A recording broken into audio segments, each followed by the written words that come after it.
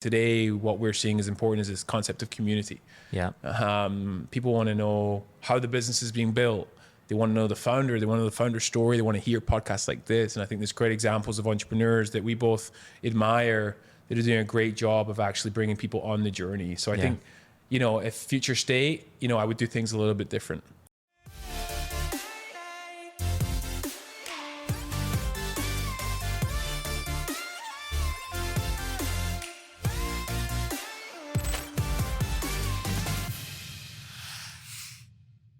It changes by vertical, especially like you said, for a food product or CPG in general. But the days of just build a store, run Facebook ads, like that arbitrage of just pure digital leverage. I think the brands of the future and where you see brands really winning is when it's underpinning a community and there's a reason for that product existing. And it's really about, I totally agree with you, brand marketing matters. Yeah. And I think too many brands maybe deprioritize that. Due to, well, I can run an ad and track my direct attribution. Yeah. And you couldn't even do that with the brand. So how did you, that's a big bet to kind of do that brand marketing and hope it pays off. Yeah, it's very hard to measure too. Yeah. We do out of home campaigns all over New York. I can't really measure how that drives sales. Yeah.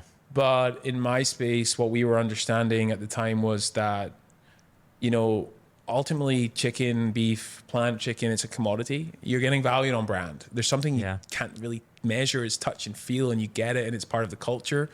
To think that my product was at Walmart, but also at Komodo in Miami, that's like a cultural shift in my sort of category. It hadn't happened before. Yeah. And the people that were talking about it, the places we were, it was just becoming, exciting for people to think people wanted to get excited to queue up and eat plant-based chicken. It never happened before. And I think that was where we were showing up, on which menus we were showing up, who was talking about us, which parties we were serving at, whether it be the Met Gala or the Golden Globes, or it was always on the menu and it was always there. So it happened in drinks, happened in alcohol with the Casamigos of the world and Bacardis and the Red Bulls, but it never really happened in food, especially not frozen food. Yeah.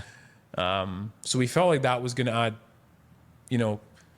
value to our business in a way that was almost hard to measure, but it was very successful for us. Yeah. Do you think first mover advantage plays a part?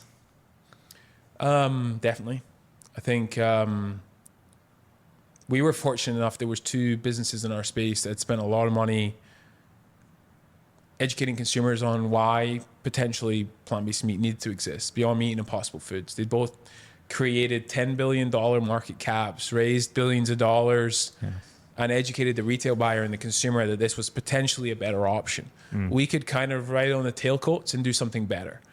And I think a lot of entrepreneurs, when they're starting the company, you don't really always want to be first because it can be very expensive to create a category. Yeah.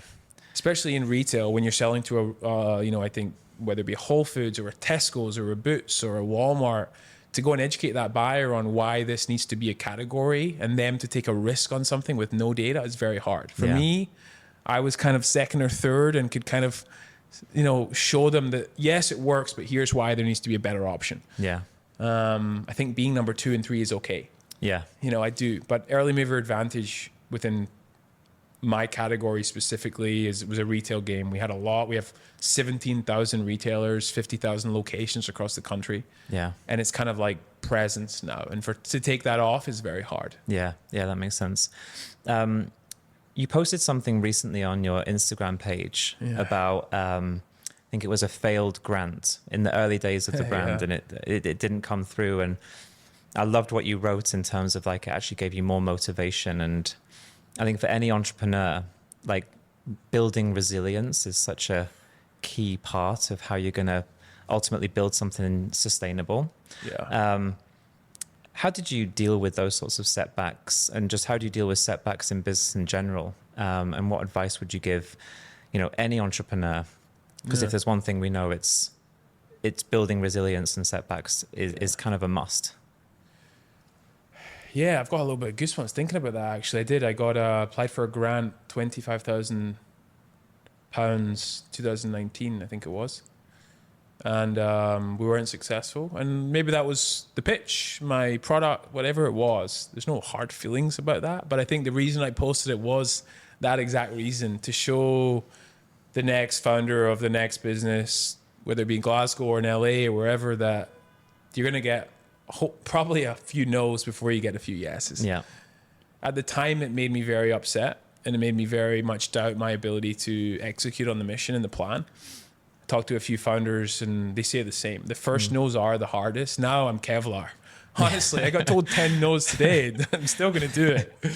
But, you know, I definitely think that the ability to sort of operate under this assumption, there is no plan B. I'm going to do it. If you're on the train, you're on the train. If you're not, I'm quite frankly, F you, I'm going to go and do this. Yeah. And I did operate with a chip on my shoulder for a long time. I think a lot of people say, oh, don't worry about, for me personally, I built this thing with a chip on my shoulder. I had no's throughout the process of building the business. Family members would tell me you're crazy. Yeah. And it did give me a little bit of motivation. I think that's okay, because, you know, if you hear yes all the time, everyone tells you you're great, you probably start believing your own BS. Yeah. And I think that can be a dangerous thing. So, you know, I'm sure you've heard no a million times, that's never going to work. You can't do this. But again, it goes back to the passion, belief in the business. You do need people you need to be malleable. You need to listen to these no's. You need to identify why they said no, if it made sense. Because ultimately, you know, everything has holes that needs, you know, you need to pick holes in the business. Yeah. But that money would have done us a lot of good. We nearly sold a lot of the company for pennies on the dollar back then, and for a long time I didn't think it was going to work. But it was a very interesting time, and you know, I don't think plant-based meat in Scotland even 2024 exists. So no, I'm glad I didn't stay there. I would be hugely surprised if it does. Yeah. All love to my Scottish listeners. Yeah, I mean, beef and salmon and whiskey. It's probably a lot of good restaurants, but not a lot of good plant-based meat. No, agreed.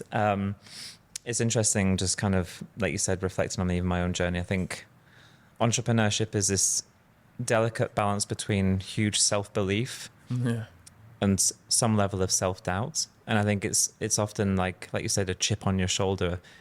When you get those no's, it's not like it doesn't impact you, but there's a desire to, well, I'm going to prove that I can make this successful. You know, it's almost like you said, you have to learn, but it's you want to prove those no's that they were wrong and that you're going to make it work. Yeah, it's like played rugby or tennis growing up. If I lost that team the month before or the year before, it was like, never again. Yeah. You know? Yeah. Never again will we have that feeling. And, I tried to have a few less no's nowadays, but starting something again from scratch, you know, whether it be today or in the future, I'm sure I'll experience more of those, but hopefully a little bit less. And, you know, refine the business model, refine the plan, and continue to operate with just kind of a tenacity that doesn't really matter what other people think. You know, I think that's going to be important. Yeah, exactly. Agreed. I'll touch upon prioritization. You actually mentioned a book about that, and I'm a big prioritization, how to structure my days and everything else. But I think for founders and entrepreneurs, there's so much, especially early days, maybe not knowing exactly what should I be doing, where should I be focusing my time in trying to build a business. You know, what advice again would you give in terms of what to prioritize your efforts on as a kind of early stage founder? Yeah, I think it depends on what you're building. I'll start with that.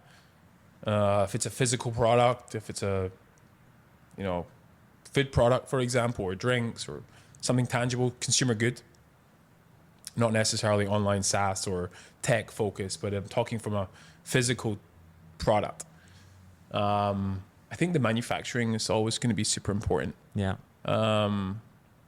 Which I'll touch on. I think the brand is going to be super important. The channel strategy, where you want to sell it. But I think a lot of people will focus on this concept of brand. They'll get their branding nailed and they'll get the product mocked up. But where are you going to manufacture it? How much is it going to cost? How much are you going to sell it for? Does the business fundamentals make sense? And you know, my wife's starting a company in the hair care space. She's great with brand. She's great with creative, visually phenomenal. But I kept pushing her back, like, let's source the manufacturing.